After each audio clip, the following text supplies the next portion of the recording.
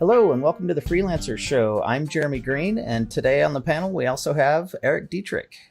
Hey, everybody.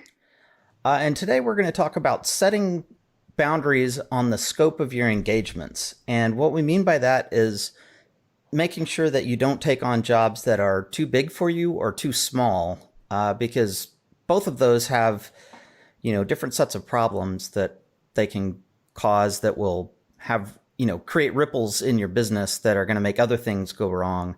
And it's really a good thing to avoid if you can. This episode is sponsored by Sentry.io. Recently, I came across a great tool for tracking and monitoring problems in my apps. Then I asked them if they wanted to sponsor the show and allow me to share my experience with you. Sentry provides a terrific interface for keeping track of what's going on with my app. It also tracks releases so I can tell if what I deployed makes things better or worse. They give full stack traces and as much information as possible about the situation when the error occurred to help you track down the errors. Plus, one thing I love, you can customize the context provided by Sentry. So, if you're looking for specific information about the request, you can provide it. It automatically scrubs passwords and secure information, and you can customize the scrubbing as well. Finally, it has a user feedback system built in that you can use to get information from your users. Oh, and I also love that they support open source to the point where they actually open source Sentry if you want to self-host it. Use the code DevChat at Sentry.io to get 2 months free on Sentry's small plan. That's code DevChat at Sentry.io. So maybe we'll start with the too small one, because I think that's sort of it's not as obvious to people, I think, that there's such thing as too small of a project. What do you think about that, Erik? Yeah, I mean, I definitely think it's possible to go too small. And, for those of you listening to understand kind of what I mean, think of the most kind of trivial, almost an obtuse example, but imagine that some client called you up and said, hey, we want you to come do an hour of on-site work for us. And, we'll reimburse you $200 for that hour. But that client was, a 3-hour drive away. You would probably look at that, just intuitively off the top of your head and say, it's really not worth $200 for me to incur a 6-hour driving trip and all the gas and mileage and time. I wouldn't make any money on this. So hopefully that kind of anchors the point that there is such a thing as too small, first of all, and too small or too short in duration or not profitable enough. Whatever the particular problem with it is, too small is a thing, and it's important to recognize. And what we're talking about here is maybe that you start to understand your business enough and the way you're selling it to not have to do it by feel so much. I think it's, and I say almost from a do as I say and not as I did perspective, because I think I probably just intuitively understood this and made judgment calls for a long time, years before I started to sit down and say, okay, what are some scope boundaries for engagements that I want? Yep.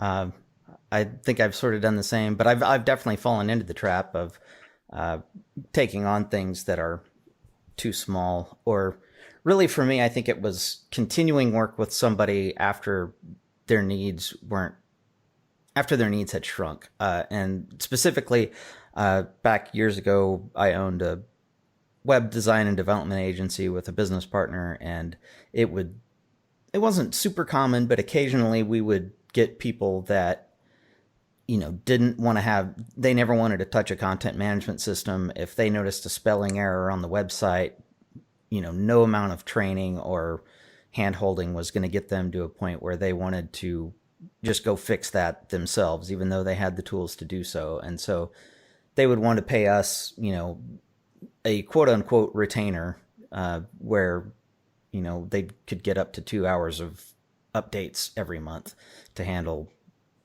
changing wordings or misspellings or that kind of thing.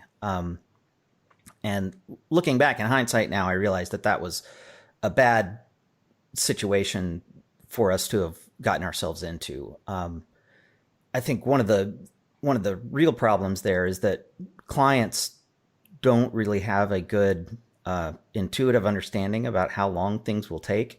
And so it was very common that we would get requests for way more work than we could possibly fit into those 2 hours that we were supposed to be doing for somebody for that month. And then when we pushed back and said, oh no, that, this isn't part of the 2 hours maintenance that we can do in a month. This is a new project and we're going to need to get you a proposal. That's people weren't super happy about that. We didn't do a good job of setting expectations up front about what was included in the 2 hours. We just sort of said, oh yeah, you're going to pay us for 2 hours every month, whether we do stuff or not. Yeah, that's great.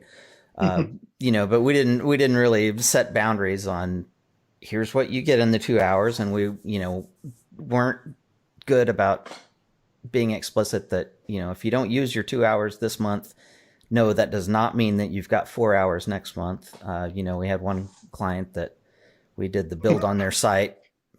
They said, oh yeah, this looks great. They wanted, the maintenance contract. They went dark for about a year and then came back and thought, hey, you guys owe me pretty much a full week of work on this. Are those rollover minutes? Yeah, exactly. No, they're not rollover minutes. And so, we didn't do a good job of setting boundaries and helping people know what to expect on the one hand. And then on the other hand, just trying to sell 2 hours a month in hindsight was just a bad idea. There's not really much that can get done in 2 hours that's going to meaningfully impact somebody's business.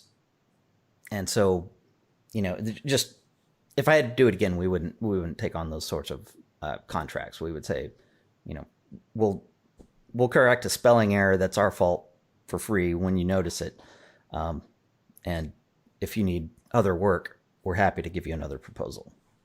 Yeah, so unpacking some stuff there that strikes me and makes me think of my own experience too.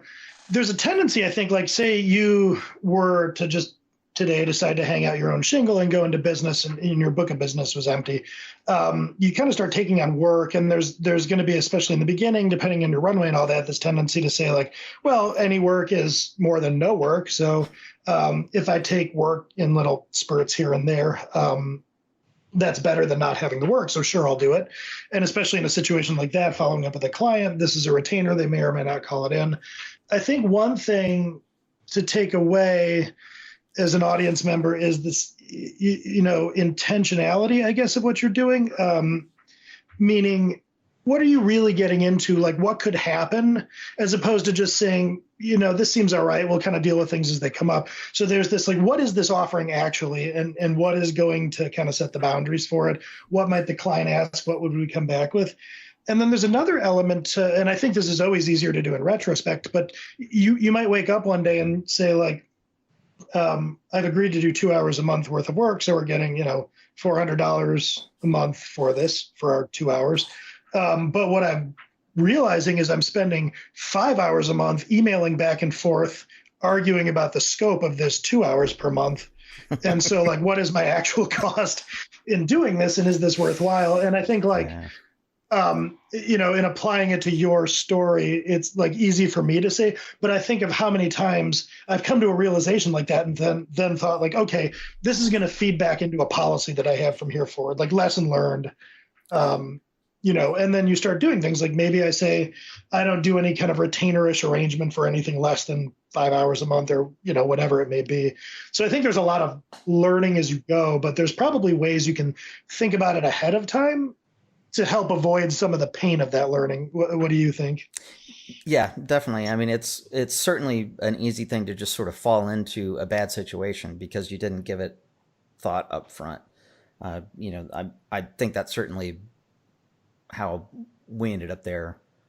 I don't think it's even necessarily related to just retainer stuff. I think there is such a thing as just projects that are too small to be worth your time because the overhead of securing the deal and getting paid and getting sign off, all that stuff will end up taking longer than the project itself does. And yeah, if you're charging a fantastic rate, then yeah, sure, great. But you want to make sure that it all shakes out to be in your favor at the end. Because there is the opportunity cost. Even if you are getting paid for that one little piece of work, all the time that you're spending on the management and the overhead of it means you're not doing actual work for something else that could be a bigger paycheck all at once. And if you get enough small things going together all at the same time, then your overhead really starts to outstrip your, you're getting paid time. Yeah, like speaking of overhead, one thing that strikes me that would be pretty interesting. I don't think historically, I mean, with Hit Subscribe, which is like a growing agency, we're working on pre-sales and sales and putting numbers on some of these things. But I never really did this in my consulting days. But if you're going to be writing custom proposals or quoting custom projects or doing, application development, whatever you're doing for a client, you could try to put ballpark numbers to like acquisition costs and then like sustaining costs, meaning if you're writing a custom proposal and your average contract is for 6 months or something, how much time are you spending or what are your costs? Number one, finding that lead. Number two, like how many sales conversations on average do you have? Number three, writing up a proposal. And you could start to ballpark what it costs to acquire that client.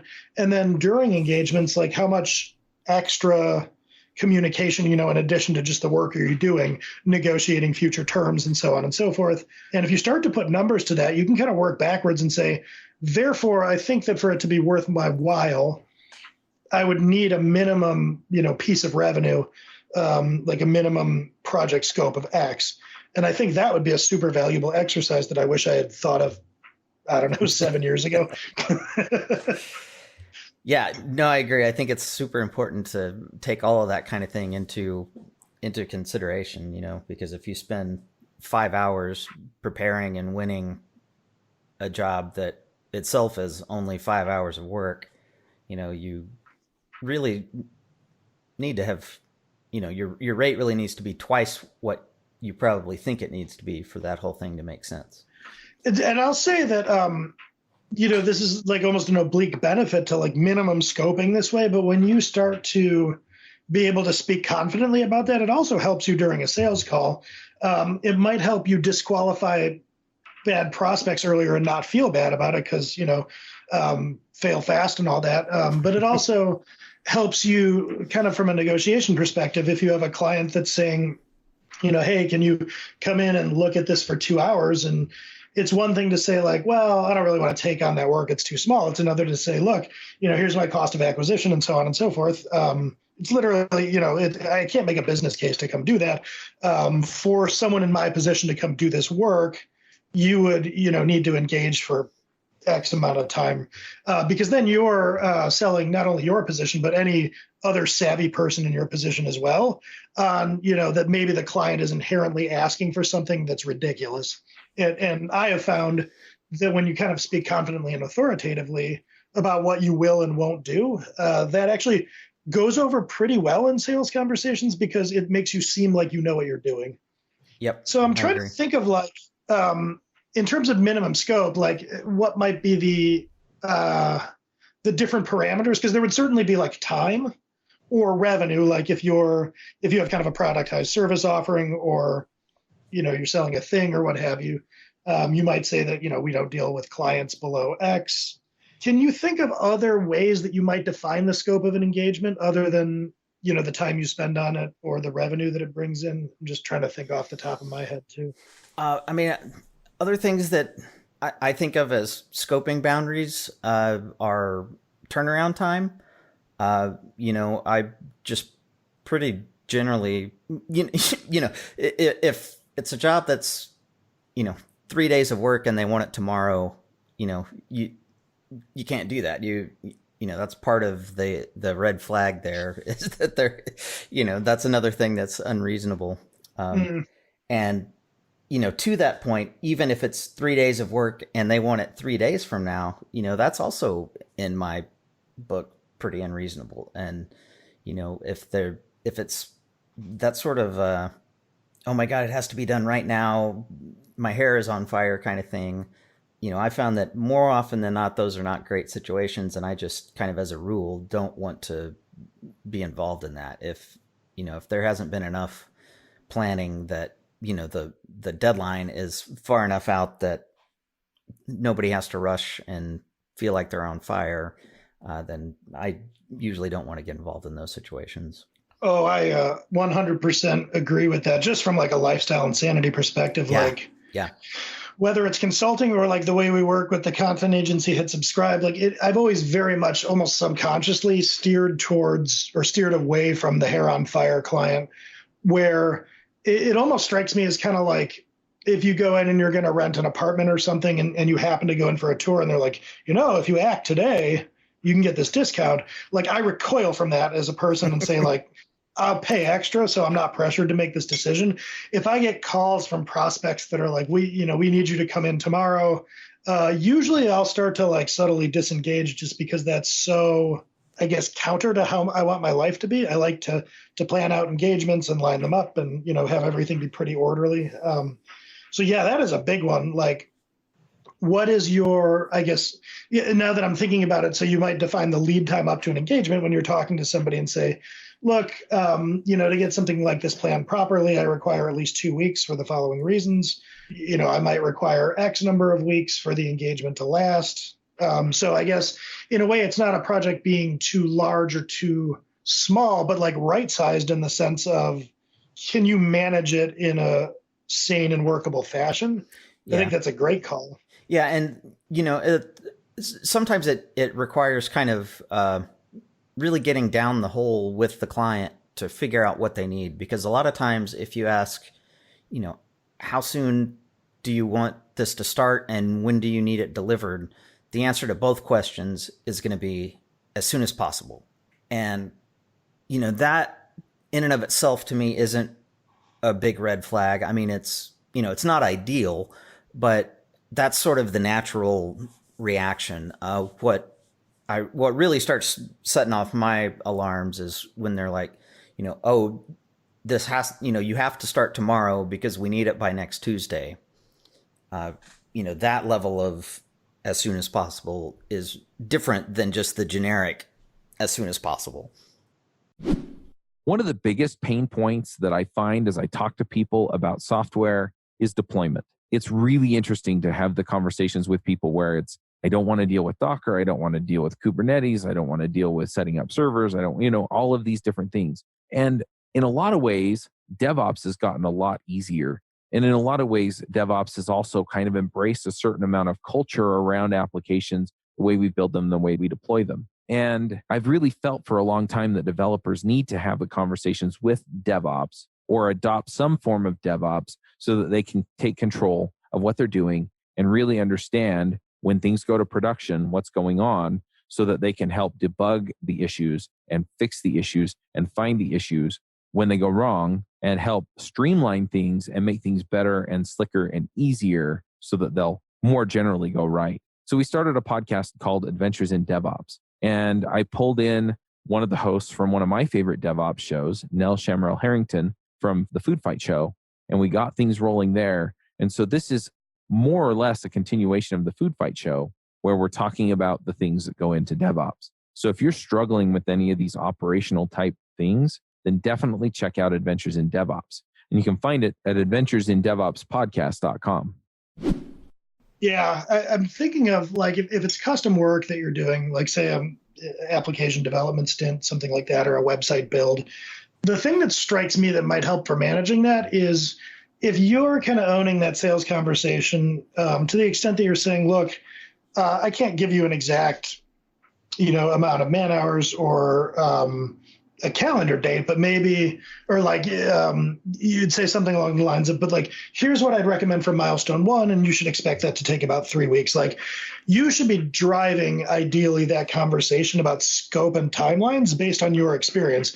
They're contracting something to you most likely that they're either equally or less experienced with, I guess, depending on, if you're doing like staff augmentation or something, that might be a little different, but like ideally you're the one with this experience and you should be, kind of holding forth on these boundaries. Of course, the flip side of that is if you're kind of making an implied commitment there, you need to stick to that. But like one good way, I think, is to drive that yourself instead of asking them, when do you want it? Because who's not going to say as soon as possible?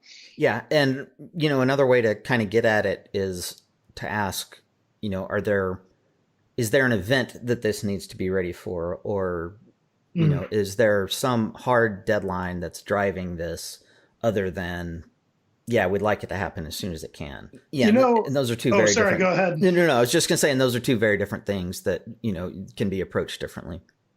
On the subject of, I guess like not getting backed into a corner with like how long it goes or how soon something needs to be ready. I think another important but subtle consideration for like the general scope of the work you agree to is I think of it, proactively present it with Hit Subscribe. We talk about this, that we'll get back to you from an account management perspective within a day. But the flip side of that is you're kind of setting expectations there. Like we're not committing necessarily to be up at 10:30 p.m. Responding to your emails while you're frantically trying to get a hold of us. Like we get back to clients within a day. And so you make a promise, but you're also doing some expectation setting. And so I think another important thing, a way that clients can sort of push your boundaries is if they expect you to be on call 24 hours a day or something of that nature. So you also want to be kind of defining how communication and overhead like that typically works, when they can expect to be engaged with you and when you've got other things to do. I think those boundaries are also quite important. Yeah, definitely, 100%. And closely related to that is sort of boundaries about what sorts of communication and timeliness you expect from them when you need something from them.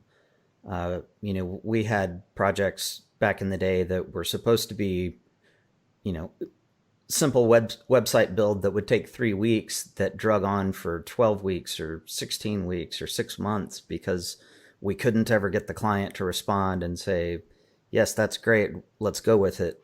That had a real measurable negative impact on our business because it's just, taking up headspace. It's a thing that you have to keep coming back to, that you're seeing on the project management board, and devoting a few brain cycles to, did that client get back to me yet? No, they didn't.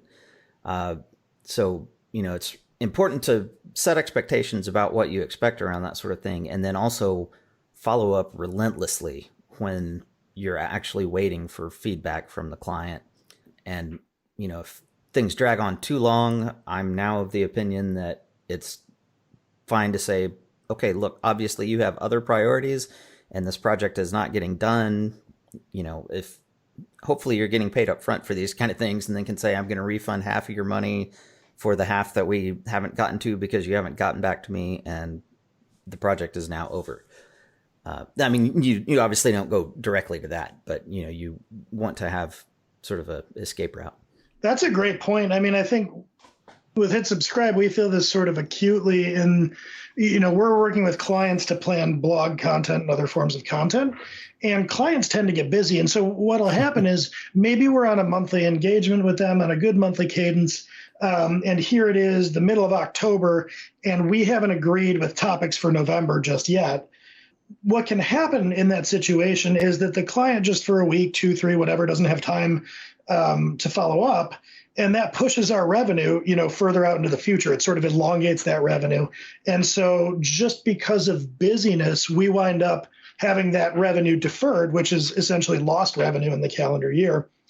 So we felt that pain a lot. And you can't really force anyone's hand, but, there have been some ways that we make that less of an issue.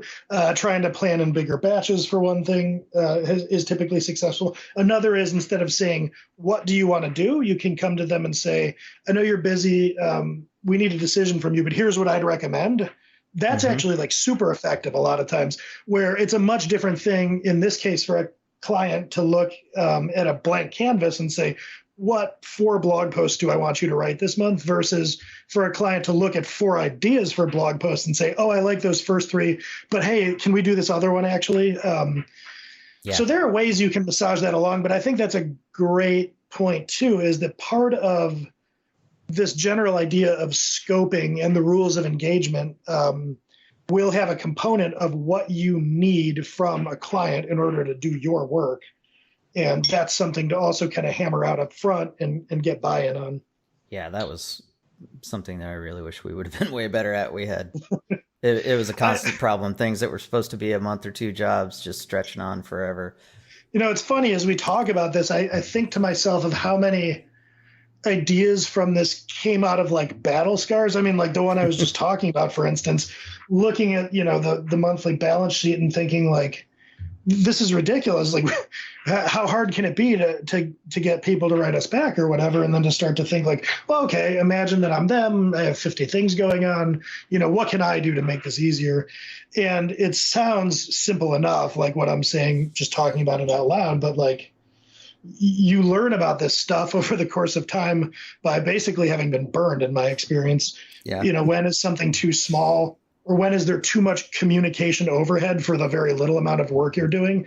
Historically, I've learned that by being in the middle and thinking I've just spent like 4 hours sending emails this week about an hour's worth of work. Yeah. Getting burned is a good way to learn. Learn from our mistakes. So what about on the too big side? Like we've kind of circled our way, starting with the too small, and then like what are some rules that you want to define for scope and engagement, I guess, in the middle, or that aren't too big or too small? But then there's the too big. So what do you think about that? Yeah, that one is, it's also tricky, and depends on what your goals are. For some people, having a job that you expect up front is going to take a year sounds great. And, if that is the kind of thing that you're looking for, is, basically working somewhat around full time on one project for a long time, then, that might be great.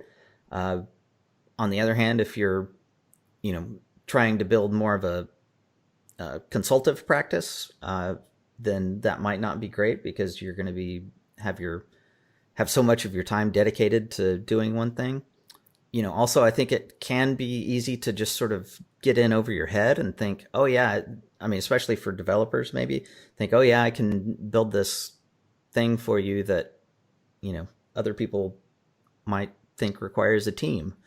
And, you want to just make sure that you've got a good realistic hold on what you can actually do and deliver, and not write checks that, you can't cash.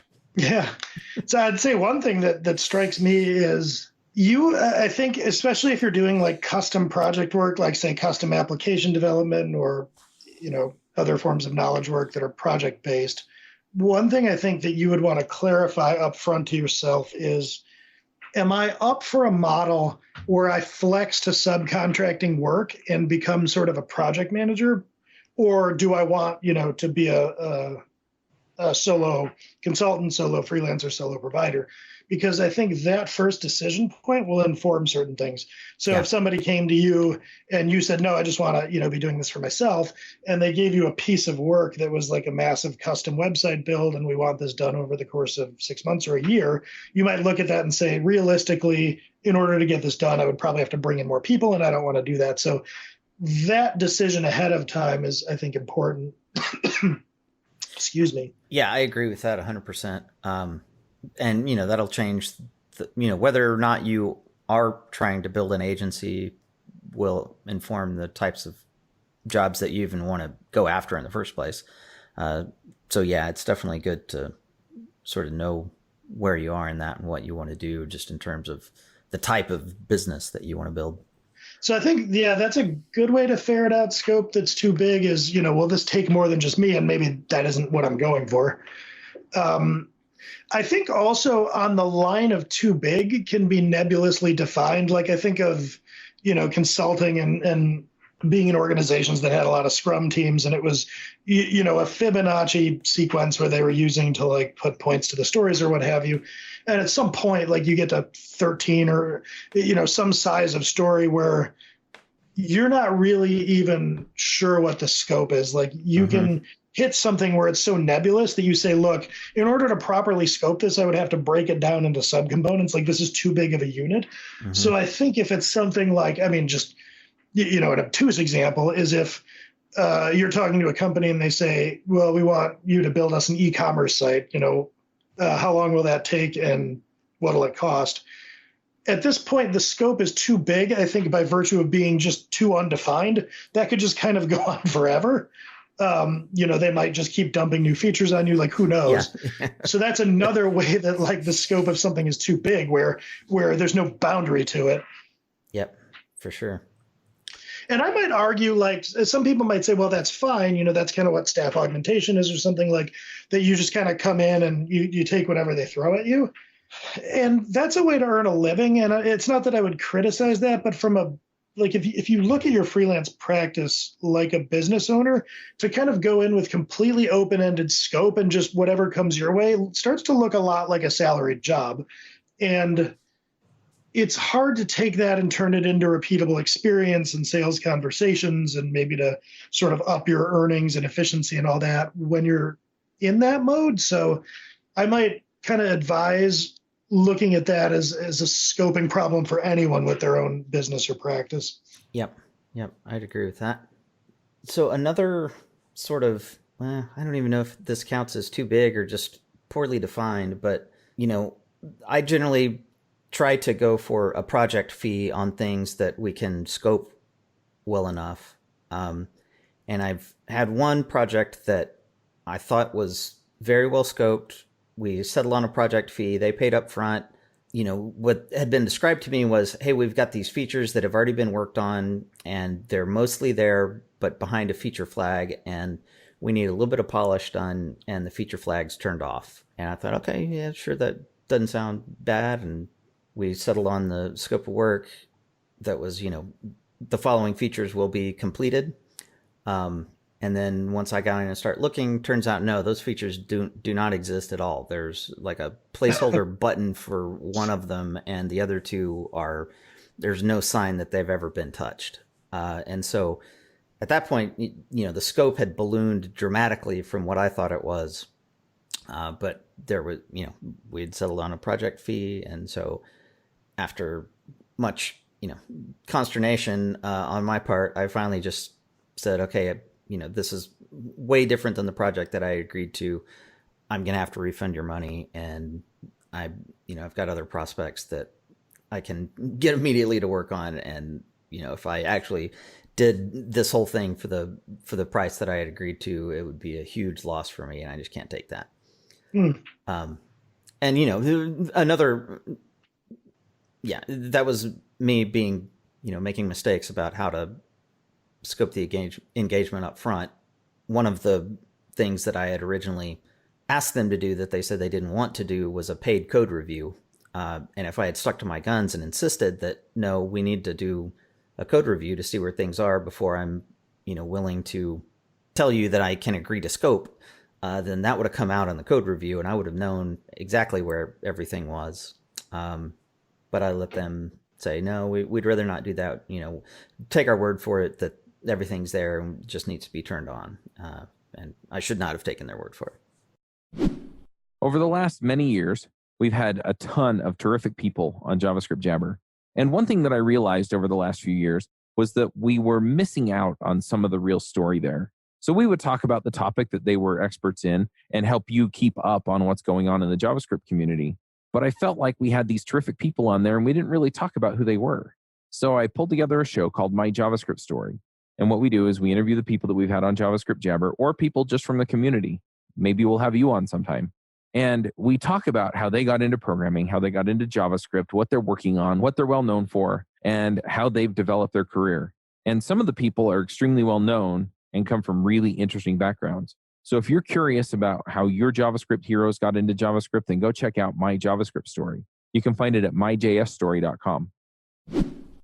How did it go over when you refunded them the money? They weren't super happy, but, I didn't really present it as a choice. It was just, hey, I can't do this job. Here's your money. Yeah, the point about sort of a mini upfront engagement to, I guess, de-risk the project or to establish scope is a great idea. I think of, a lot of people don't think you can do things like this, like charge for discovery or what have you, but you can absolutely do that. And I think it's a great way to ensure that you don't get into this ill-defined scope or kind of go forward where there's a mystery as to what will even be involved or accomplished. And, sticking to that gun and saying, in this situation, in order to work with me, I require X. If you want to, engage in this way, in this case, a code review, what you're going to get out of this is a clearly defined scope for me or any other service provider you want to contract with. I think that's a great thing to do, a great way to stop the project from being risky in the way that it was. Have you subsequently required a code review in a situation like that? I haven't had a similar project come up that was, enough similar that I really felt like I needed it. It's been either kind of, greenfield stuff that there's not code to be reviewed, so I can sidestep that problem, or just sort of time engagements of, okay, nobody really knows exactly what needs to be done here, and so we're going to do a 6-week contract, make as much project as we can, and then at the end of it, see where are we and can we scope the remainder. That's a great example. I guess of a way to also avoid the overly large scope and to really come in with a clear message of how you as a freelancer or an agency or what have you work, is to say neither one of us knows what the man hours on this are going to involve or what have you. So we're going to work for X number of weeks and then huddle back up and evaluate. And that is the upper bound on any given leg of how we engage. I think that strikes me as a great way to not get kind of caught up in something that's bigger than you want, and to have, an established way of working. And I don't know what your experience is, but I find that even when it's not what a client had in mind going in, that it just inspires confidence and it makes the sales conversation on average go better. If you say, look, this is what we do, we're going to engage for 6 weeks, and then we'll have a mutual decision as to whether to keep going. Even if that's not what they want, the fact that you say, this is my policy, this is how I work, it inspires some confidence in them that you have a process and that this process has worked in the past. Yep, I agree with that. And, to circle back to something that you sort of alluded to about the project that I had to refund, if I had that one to do again and we're trying to get them to buy into the idea of a code review, I think one of the sales points that I would go for on that is to say, look, since the developer that did this work is no longer there, and you don't have anybody in-house that can and will pick it up, you effectively don't know what you have. You don't know if these features exist or not. You say that you've seen something on a screen, but you don't know, you don't know how that was accomplished. So before anybody, myself or anybody, can really take a stab at scoping a project for this, somebody needs to do a little bit of excavation and figure out what you do have and what you don't have.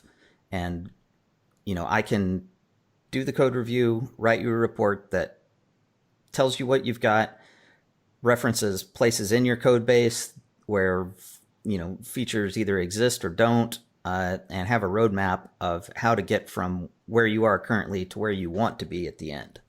I didn't make that sales pitch at the time. I totally should have. Yeah, I've had luck saying up front, there is a prerequisite to the larger engagement that you want. Of course, for me, a lot of what I did for a few years was code-based assessments. So a good selling point when I was doing that was to say, I don't want your app dev. So I don't have any skin in the game. Yeah. And, I'll sell you this and you can trust me. I'm not doing an alignment check to tell you that you need your alignment fixed. Yeah. But it's a tough thing. I think it's easier in the sales conversation because it can make for an awkward sales conversation to say, no, I won't engage without X.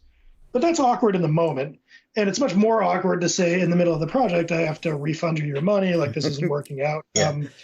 So I was kind of thinking, with all of this talk about setting boundaries and defining the scope of how you're going to engage pretty well, this is a good example that you had right there, which is I'll refund you the money or what have you. But what do you think is good advice or takeaway for people listening on what happens when you realize that you should have set a boundary or that you need to, and you need to kind of bail out of something whether it's on the large scope side where you're realizing this is going to be much more than I quoted, or on the small scope side where you're, spending 4 hours a week discussing the hour a week you're actually doing.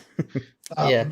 What has your experience for kind of managing that problem? So the ones where I think the ones where you have taken on stuff that is too small, the 2 hour a week, 2 hour a month retainer is a little bit easier to deal with. One approach is let them know that, hey, we need to raise our minimum buy on retainer hours, and now instead of it being 2 hours a month, it needs to be at least 8 or 10 or whatever the number that makes sense for you is. And you can frame that as 2 hours is just not enough to get meaningful work done, and you have meaningful work that you need done, but we're constantly fighting about how much of it can we get in this 2 hours and how much of it can we get in that 2 hours. And your business would be better served if we had 8 or 10 hours a month to work on your stuff. Not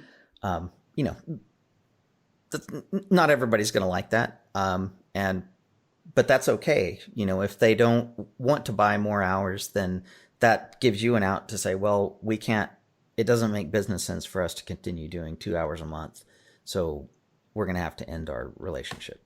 That's a great phrase, because I'll see if I can remember all three of these if I talk about each one in sequence. But I have wound up parting ways with a lot of clients over the last 5 years, just because I've had a lot, especially with Hit Subscribe. Like we have a lot of clients.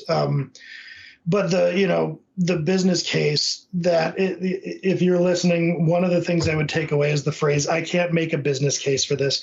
So if you go in and you kind of analyze your own internal expenses, and you can lay it out, and then you come to the client and you say something, even like, depending on what you're delivering, if it's like a productized service or something, you can say, look, my internal cost is $1,500 to deliver this. And after I do all this math, we're delivering it for you at $1,300. I'm literally losing money. I cannot do this.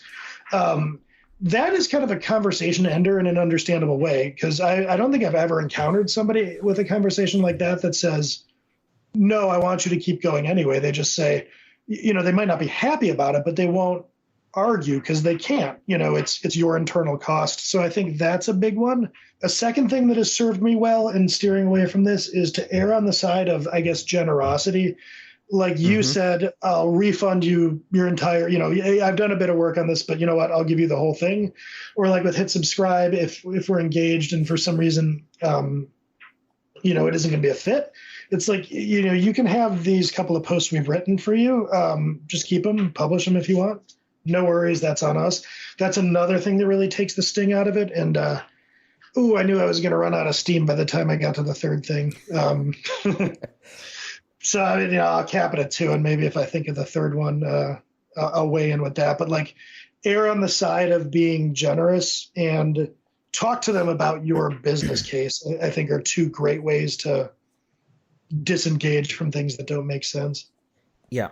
Extracting yourself from when things have been overscoped is perhaps harder, depending on the nature of the engagement that you got into. If somebody paid you up front, in the project that I had go south, if I had gotten way farther into that and done a lot more work and was to the point that doing a full refund just didn't make any sense, that would have been a much harder situation to extract myself from. It was possible the way that it was because I didn't have a whole lot and I was willing to take a loss on what work I did have into it. But if you had agreed, to build somebody's whole app over the course of a year for $200,000 and you get 9 months in and realize that you still need a whole nother year to get to what was agreed upon, then you're kind of in trouble. And, not sure I've got great strategies for dealing with that other than go to the client as early as possible when you know that something is not right, and be honest with them, and, hope that you're dealing with a, good and decent person who wants to be a fair operator and not somebody who's trying to take advantage of you. That would be a rough situation. Yeah. What occurs to me too is when you're thinking about how to set boundaries in the kind of sales conversations that you have, is you can use that type of eventuality to set your own policies, meaning if you're thinking about dropping a fixed bid quote of 200K for a client for, a year's worth of work, ask yourself, if you're charging them up front and there's this fixed price, like, what would happen if 6 months in I realized that I was, that this was not nearly enough? And when you realize what a disaster that would be, maybe start working backwards, like, okay, well, maybe I need to define a smaller scope until we figure out whether that's right, or a different billing model, or what have you. But like, looking at those potential problems could tell you a lot about how you're pitching to your clients, I would think. Yeah, I agree 100%. I think asking yourself, what is the worst case scenario if this thing goes south, can be very informative to helping you understand, if you want to get into it, or what sort of safeguards you want to put in place to cover, some of the more undesirable eventualities. Yeah, and that can really inform policy. I mean, like, for instance, the way we work with clients for Hit Subscribe, for instance, is a pretty low risk kind of engagement. So we say, hey, maybe we'll do a first blog post for you and we'll see what you think, see how we work together, see if this makes sense. The worst case scenario there is that there was some back and forth in the process where we realized, hey, this really just isn't a fit. They're looking for something different than what we do. The absolute worst case scenario is that we're at the price of one blog post, and that's pretty minimal risk. So in turn, that gives us a nice lever in sales conversations to say, hey, instead of really getting into it with contracts and all sorts of stuff, why don't we just write a blog post for you and see how that goes?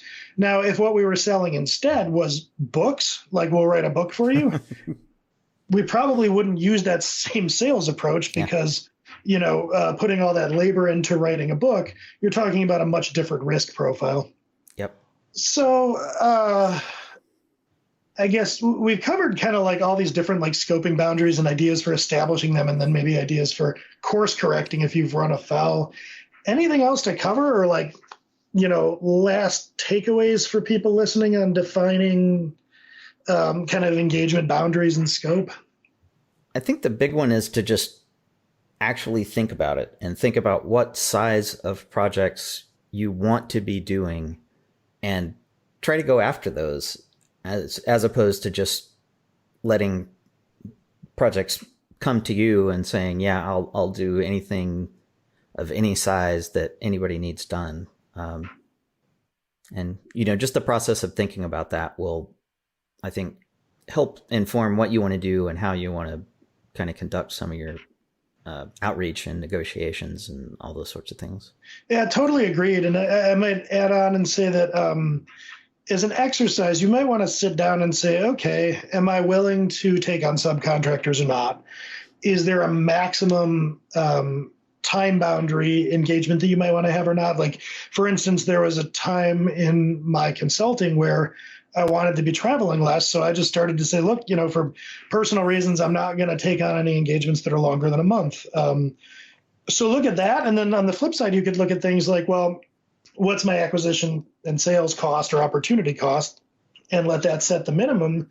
And then think through things, like sit down and say, okay, for the sake of either making business sense or my own sanity, what are the hours per day that I'm willing to be engaged? How responsive am I willing to be? Just kind of ask yourself all these questions about what you want your projects or engagements to look like. And I think that'll be pretty powerful for starting to form some policies. Like, I work on things that are anywhere from 1 week to 3 months in scope. I work 4 days a week so that I can have the fifth day to look for new clients, or whatever the case may be.